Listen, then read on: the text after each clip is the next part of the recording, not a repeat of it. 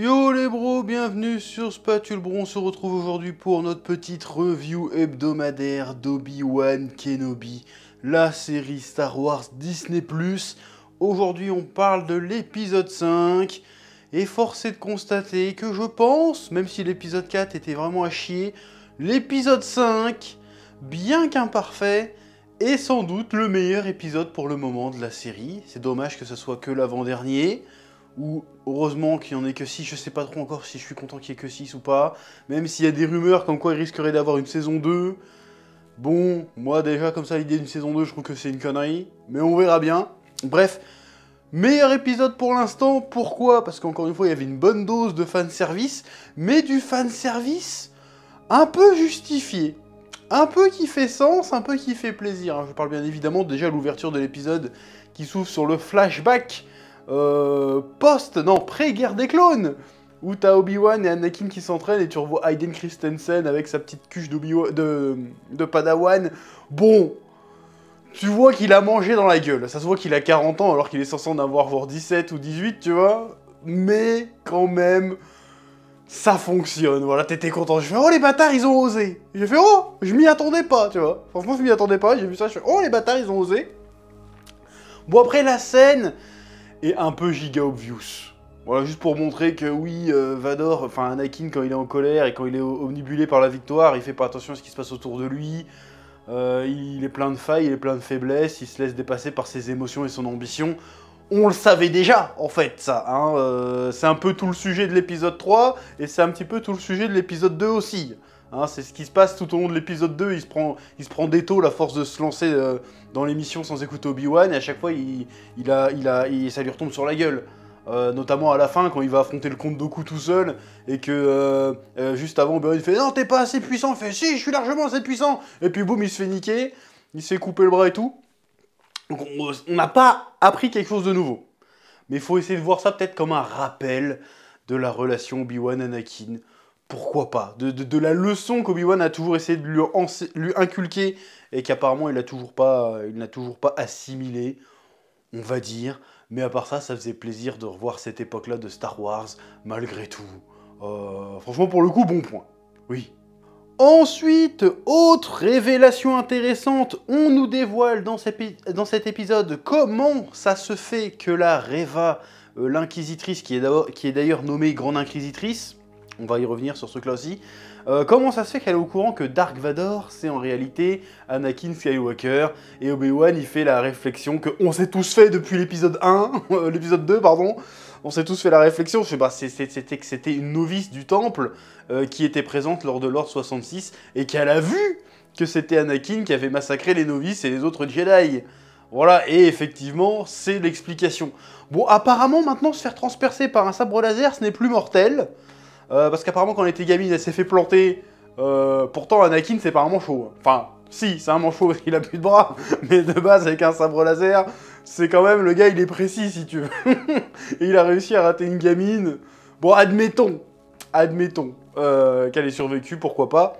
Et par contre, là où j'ai trouvé que c'était à la fois une bonne idée et en même temps amené à coup de truelle, c'est le coup que Reva, en fait, a infiltré les Inquisiteurs dans le but de se venger de Vador. Ce qui voudrait dire qu'en fait, depuis le début, elle est toujours plus ou moins gentille. Enfin, on sait pas, parce qu'en fait, la vengeance, normalement, c'est pas un truc de Jedi. Donc, est-ce que elle a cherché la vengeance en tant que Jedi, ou est-ce qu'elle est complètement sortie du délire Jedi? Parce que d'un côté, elle en veut à Obi-Wan, elle fait « Ouais, Obi-Wan, c'était votre padawan, vous étiez où pendant l'Ordre 66? Vous l'avez laissé massacrer les gens, vous aurez pu l'arrêter, vous l'avez pas fait, vous êtes un connard. » Donc du coup, est-ce qu'elle a essayé d'infiltrer les Inquisiteurs en tant que Jedi? Ou est-ce qu'elle l'a fait en son nom propre, en mode « Vas-y, je cherche la vengeance, et quelque part, je suis quand même du côté obscur ?»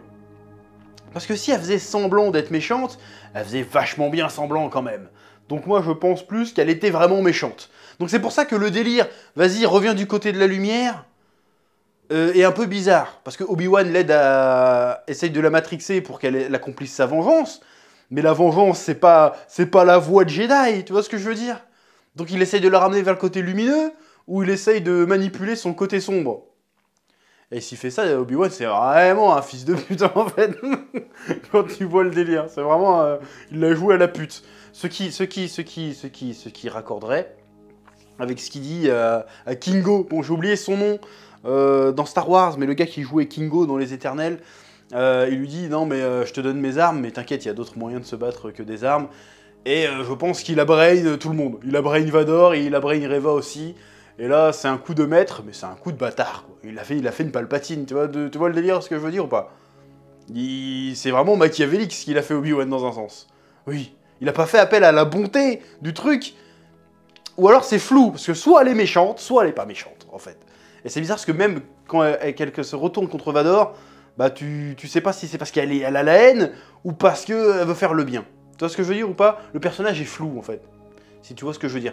Et je trouve que ce retournement, justement, c'est ça que je voulais dire au début, ce retournement du personnage de Reva d'un coup d'un seul, il est un peu abrupt, et il semble pas spécialement justifié. C'est un peu genre, et non, en fait j'ai été une gentille depuis le début, tout en étant un peu une méchante quand même. C'est bizarre.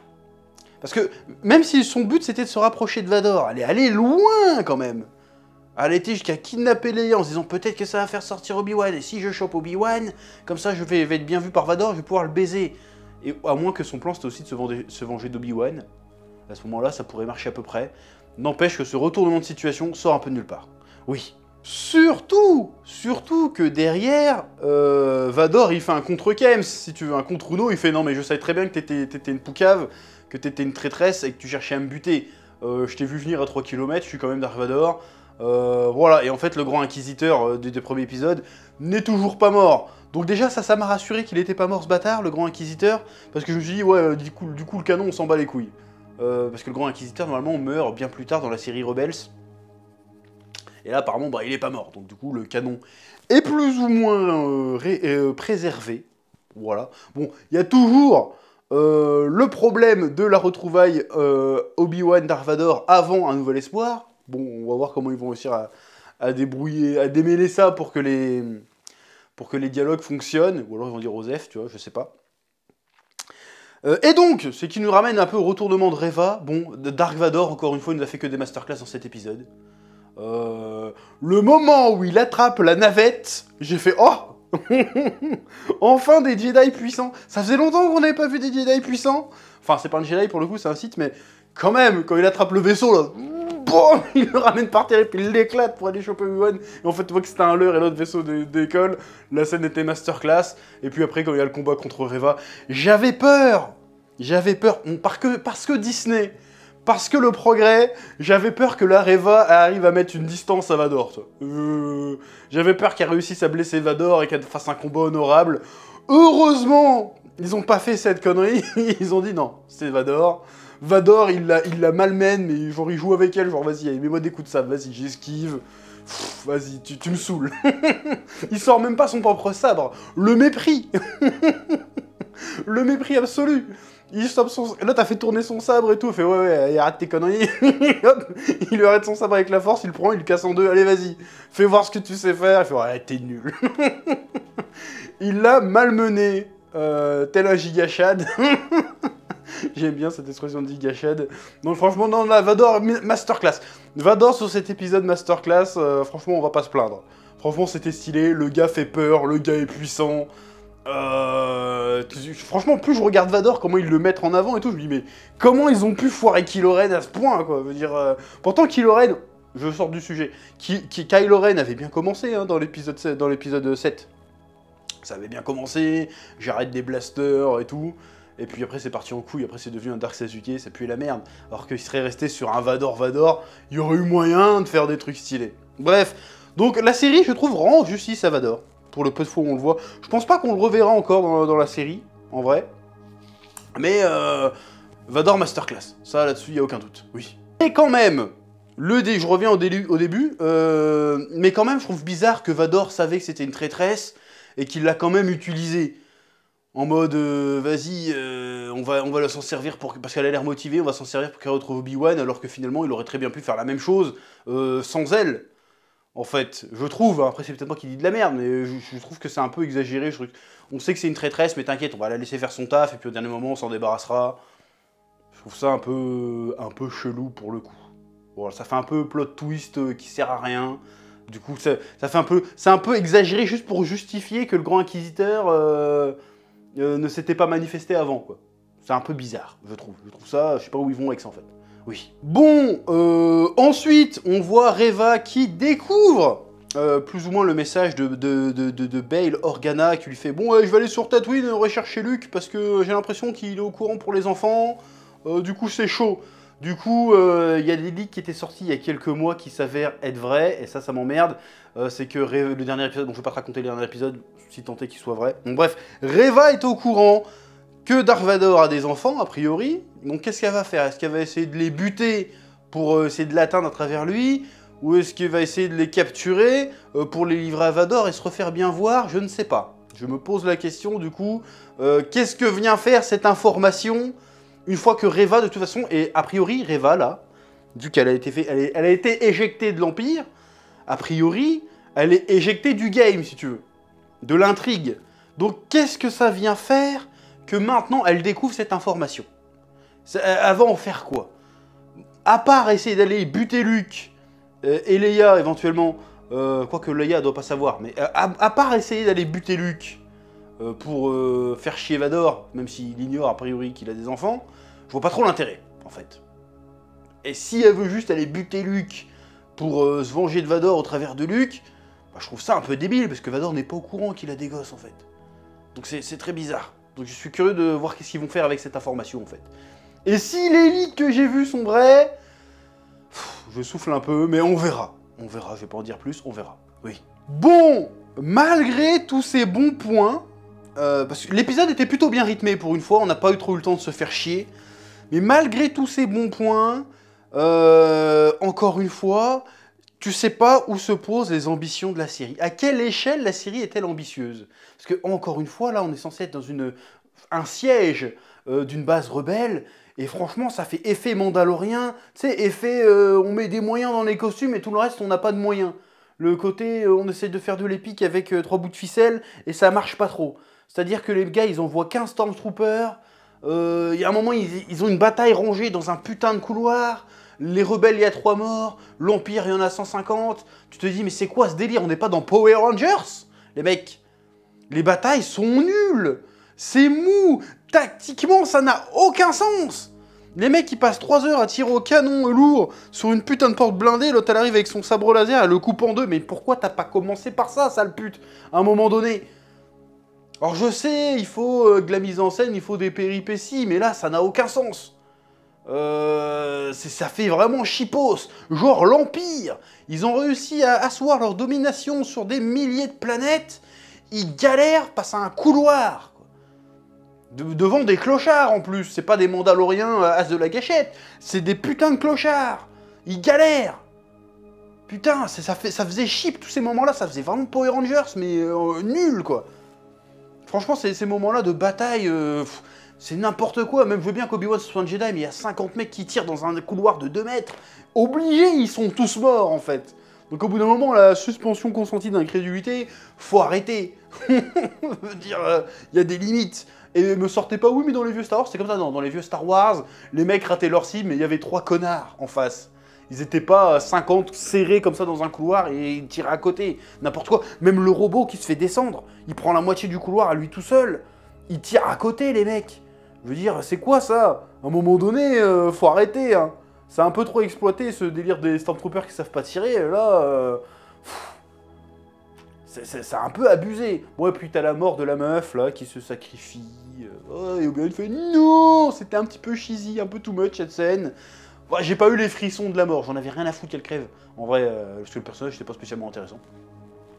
Mais voilà, toute cette partie attaque, plan de bataille, franchement, il est pas crédible une seconde. Hein. C'est le même problème que dans l'épisode 4 de la série. Quand il infiltre la base des Inquisiteurs, c'est n'importe quoi. C'est que des couloirs, le gars se fait jamais choper, le gars il est pas mouillé quand il sort de l'eau. Ça n'a aucun sens. Voilà, les vitres qui pètent avec un coup de blaster, putain mais on est dans l'espace dans des milliers d'années là, et tu peux pas mettre du vide par balle, enculé, bon enfin bref. Il y a plein de petits trucs comme ça qui ont tendance à rendre la série un petit peu chipos, un petit peu nanardesque, même le passage avec Leia qui va dans les conduits, qui dure 3 plombs, on sait pas pourquoi, puis elle tombe sur son droïde, elle fait « Oh, pourquoi tu brilles en rouge? Oh non, il y a une antenne, je l'enlève, c'est bon, tu brilles en bleu. Tu l'as pas vu avant, connasse? Désolé, j'insulte une enfant, mais tu l'as pas vu avant, qui brille en rouge, ton truc? T'es tout le temps en train de jouer avec, et puis là, le moment où t'en as besoin, à aucun moment ils se sont dit « Hey, je vais utiliser mon droïde pour aller réparer le truc. » Non, non, c'est juste, fait « Oh bah, qu'est-ce que tu fais là? Oh bah, t'es rouge, bah non, là, t'es bleu. » Voilà, c'est un peu... C'est un peu con-con, quoi. Il y a des trucs qui sont vraiment con-con, et c'est dommage, parce que tu sens qu'il y a de bonnes intentions avec cet épisode, et ça fait mouche à plusieurs moments, comme je te l'ai dit, hein, le flashback Anakin, même si narrativement il sert pas à grand-chose, on va dire que ça sert de rappel, il fait plaisir, les scènes de Vador font plaisir, le combat contre Reva fait zizir, tout marche bien, si tu veux. Enfin, il y a plusieurs trucs qui marchent bien, mais l'enrobage du truc est tellement chelou. Même à un moment, la meuf, elle se bat, la meuf qui meurt là, elle prend un Stormtrooper par le casque, elle fait « Ah, tu sens qu'il n'y a pas de force !» Mais il y avait déjà ce truc là dans l'épisode 4, à un moment, elle met KO 2 Stormtroopers en leur poussant le casque, et j'ai envie de dire, non mais... N'importe quoi, je veux dire, il y a des trucs qui sont vraiment à la limite du passage, je veux dire, on n'est plus dans les années 90, on n'est plus dans Xena la guerrière, je veux dire, même dans Xena, je parle de Xena parce que c'est une série des années 90 que j'ai en tête, c'était mieux fait les bagarres, quoi, c'était exagéré, mais au moins, ça avait un peu de punch, là c'est nul, je te jure, ah putain, nul. Bref, donc c'était donc l'épisode 5 qui n'était pas parfait, mais qui était quand même plutôt enjaillant, qui était très agréable à suivre malgré tout. Hein, si t'éteins ton cerveau 2 minutes, l'épisode est sympathique. On a eu du grand Vador, on a eu du combo au sabre laser, on a eu du Obi-Wan, on a eu du flashback, donc c'est très bien. Maintenant, je suis très curieux de voir ce qu'il nous réserve pour le final, même si j'ai déjà ma petite idée, parce que j'ai vu des leaks qui sont sortis il y a 2-3 mois, et j'ai envie de dire, on verra bien. On va voir ce qu'il nous réserve pour le grand final.